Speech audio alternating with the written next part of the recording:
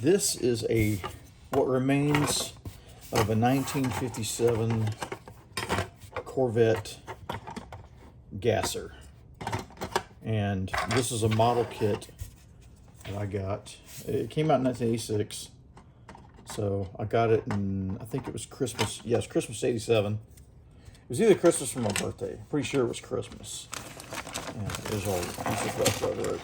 I had this still put together as a couple days ago, and it had survived all of these years, and I've always wanted to go back and rebuild it. So yeah, there it is, what's left of it. There's pieces missing, pieces broken. Get under there. Yeah, it's not a lot left of it, but that's the car. So what happened was, I thought, you know what, I'm gonna start taking this thing apart so I can rebuild it. But what I realized pretty quick right off the bat was the way I built this as a kid, there was so much glue that pieces were breaking off. And I know there's people out there that are a lot more skilled than I am that are able to disassemble a model and keep it intact. Probably takes a lot of patience. There's probably some special chemicals involved, lots of special tools. And but for me, honestly, it's missing so many pieces, and there's so many pieces that are broken up that I've ordered a new kit. It'll be here tomorrow, and I'm just going to rebuild that one. But I will keep this one in its former glory. I don't know. And maybe at some point I might build it as a solid body and just try to put it back together. I don't know. I doubt it. I may just keep it as it is and just throw it into a bag and say, hey, that was a model I had. But anyway, the story was my dog, I opened this up, and then I was examining all the pieces and, kind of looking at it. And Mom called us to dinner, so got up. We all went and ate dinner. While we're eating dinner, our dog Dusty, I don't know, he decided to make a snack out of this car, and he just chewed up so many pieces. And I wasn't able to really put it all together. So it was missing the exhaust and just miscellaneous parts that were chewed up.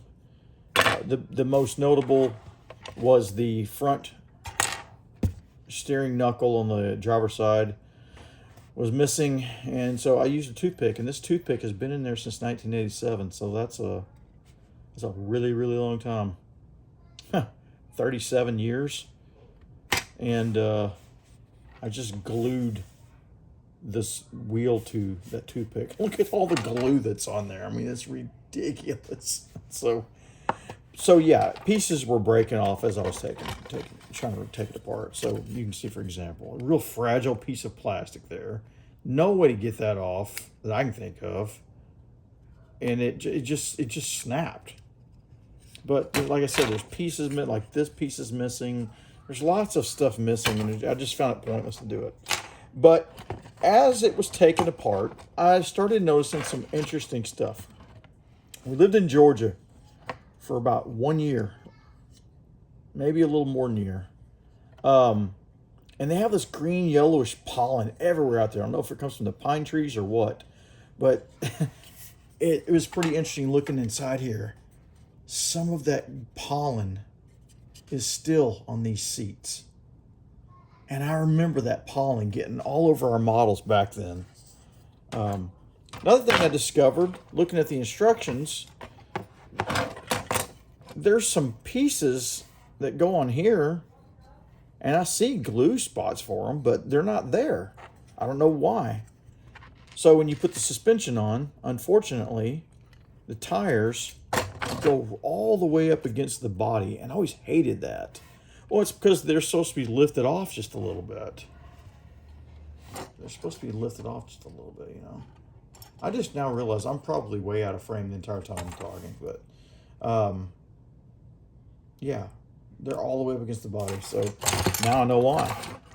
But the most interesting thing to me, and almost kind of funny to me, is if you look real close here to the body, the chassis here, you can see where Dusty Dog chewed this up.